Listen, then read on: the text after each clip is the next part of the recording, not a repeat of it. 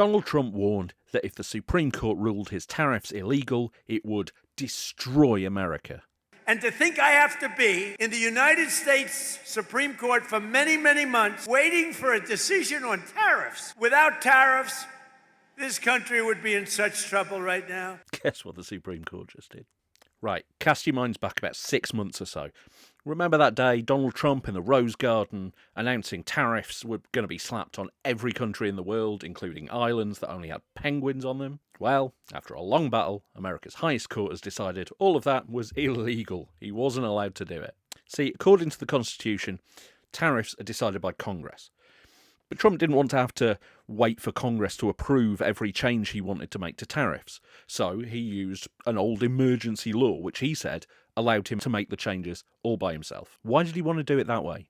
Because almost every part of his agenda, from spending plans to foreign policy, have been anchored on him being allowed to threaten to slap tariffs on other countries. The threat of insanely high tariffs being applied by his whim, often announced on social media, has been how he's been able to bully countries into doing whatever he wanted. All those wars he claims to have ended, those countries have stopped fighting because Trump threatened to slap those countries with 100% tariffs if they didn't stop fighting.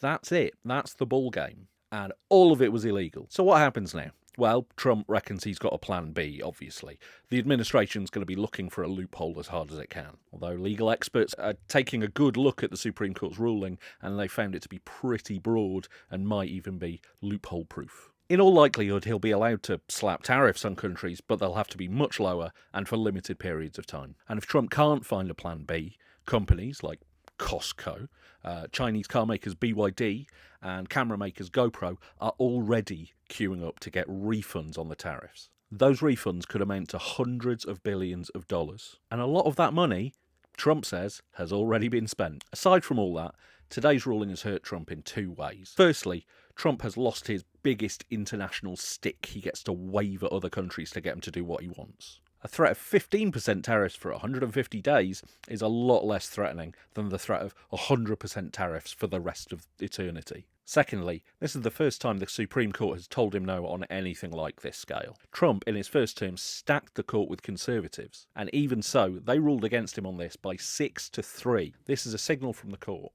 that if Trump thinks he can do whatever he wants without them pushing back, then he is sorely mistaken.